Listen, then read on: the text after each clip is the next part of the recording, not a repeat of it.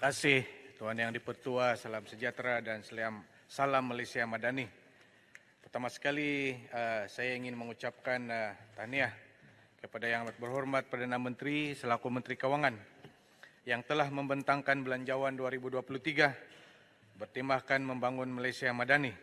Kementerian Pembangunan Usahawan dan Koperasi mengaluluhkan intipati pembentangan ini, terutamanya melibatkan penyediaan kemudahan pinjaman dan jaminan, pembiayaan untuk manfaat usahawan perusahaan mikro, kecil dan sederhana PMKS dengan nilai keseluruhan sebanyak 40 bilion ringgit.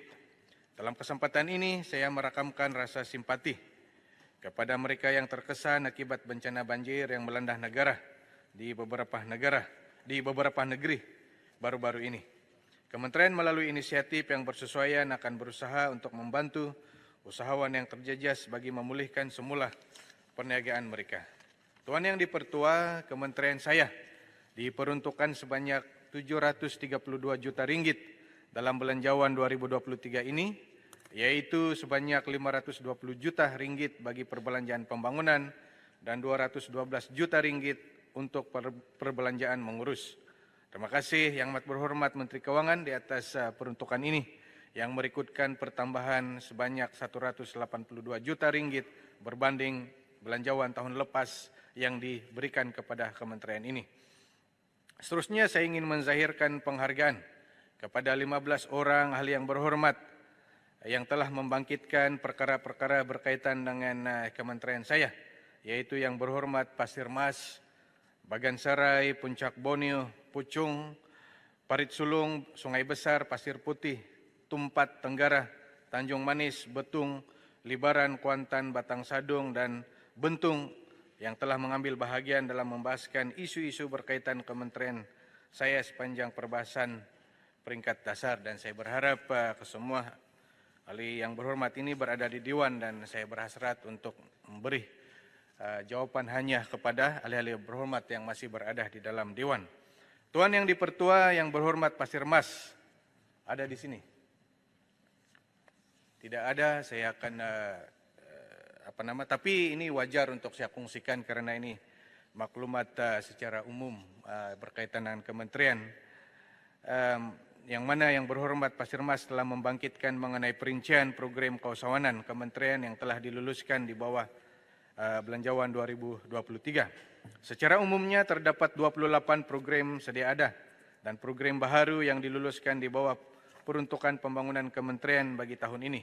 Antaranya yang pertama adalah program keusahawanan merangkumi latihan dan bimbingan oleh Institut Keusahawanan Negara ataupun INSCAN dengan peruntukan sebanyak 10 juta ringgit. Yang kedua, dana pembiayaan di bawah Tekun Nasional sebanyak 330 juta ringgit termasuk 30 juta ringgit untuk skim pembiayaan usahawan masyarakat India dan 10 juta ringgit bagi pelaksanaan Tekun Mobilepreneur.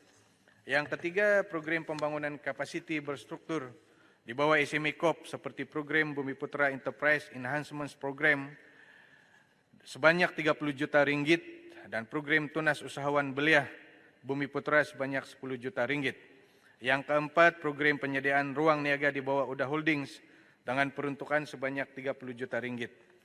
Dan yang kelima, bantuan peningkatan akses pasaran melalui Business Exports Program di bawah SME Bank melibatkan peruntukan sebanyak 4 juta ringgit dan program galakan ekspor Bumiputra sebanyak 10 juta ringgit dan juga program pengukuhan ekspor PKS sebanyak 5 juta ringgit yang akan dilaksanakan oleh SME Corp. Tuan Yang Dipertua, Yang Berhormat Bagansarai tidak ada di dalam Dewan, saya akan ada. Terima kasih Yang Berhormat Bagansarai telah mencadangkan supaya Kementerian memperkenalkan konsep kedai runcit setempat melalui kerjasama dengan koperasi. Untuk makluman Yang Berhormat, Kementerian melalui Suruhanjaya Koperasi Malaysia akan terus memperkasakan penglibatan koperasi dalam sektor pemburungan dan peruncitan bagi membantu kerajaan menangani isu kenaikan kos sara hidup. Sehingga kini penglibatan koperasi dalam aktiviti pemburungan dan peruncitan terus digalakkan dengan pewujudan sebanyak 2.581 kedai runcit koperasi yang dikenali sebagai Kopmat yang telah beroperasi di seluruh negara. Melalui rangkaian Kopmat ini, anggota koperasi serta masyarakat setempat boleh mendapatkan barangan keperluan harian dengan harga yang berpatutan.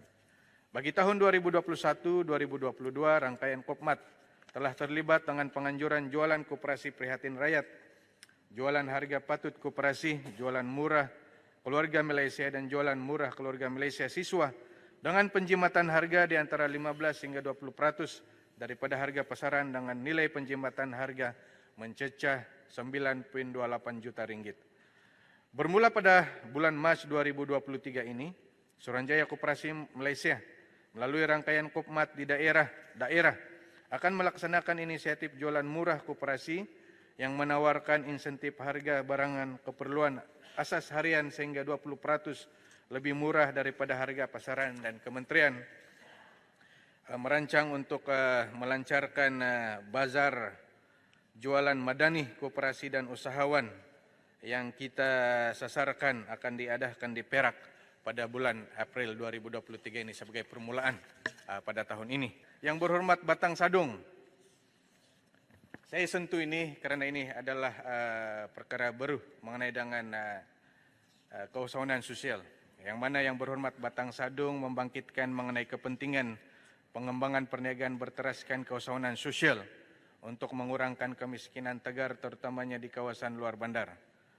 Untuk makluman Dewan yang mulia ini, kerajaan telah mengiktiraf perusahaan sosial sebagai salah satu kaedah dalam menangani isu sosial dan alam sekitar yang mampu menjangkau kumpulan sasar tertentu serta mengurangkan bebanan peruntukan kerajaan. Dan isu-isu sosial yang dimaksudkan termasuklah isu kemiskinan tegar, terutamanya di luar bandar. Matlamat utama penubuhan perusahaan sosial adalah untuk memberikan impak positif kepada masyarakat dan alam sekitar, di samping mempunyai model perniagaan yang mempan. Pembangunan ekosistem keusahawanan sosial telah digariskan dalam rangka tindakan keusahawanan sosial 2030 ataupun SIMAI 2030. Usaha-usaha yang dibuat oleh kerajaan dalam membangunkan perusahaan sosial seterusnya akan dapat membantu lebih banyak golongan sasar yang memerlukan bantuan. Memandangkan pembangunan perusahaan sosial merupakan satu dasar baru dan belum ada peruntukan diberikan kepada kementerian saya untuk pembangunan kapasiti perusahaan sosial di dalam bajet ini. Bagaimanapun, kementerian saya akan terus mengadakan perbincangan dengan Kementerian Keuangan untuk menyediakan peruntukan baru bagi inisiatif pembangunan kapasiti perusahaan sosial selaras dengan permohonan dana yang telah dikemukakan sebelumnya. Tuan Yang di-Pertua, jika mengikut senarai saya yang saya sudah sebut tadi, yang berhormat itu banyak tidak ada di dalam Dewan. Dan oleh kerana mereka tidak hadir di dalam Dewan pada ketika ini, saya akan memberikan jawapan bertulis kepada ahli-ahli yang berhormatlah. Tuan Yang di-Pertua, setakat ini penjelasan-penjelasan yang dapat saya berikan kepada ahli-ahli yang berhormat yang masih berada di Dewan, yang mana mereka telah membangkitkan isu-isu tersebut sepanjang perbahasan belanjawan tahun 2023 di peringkat dasar.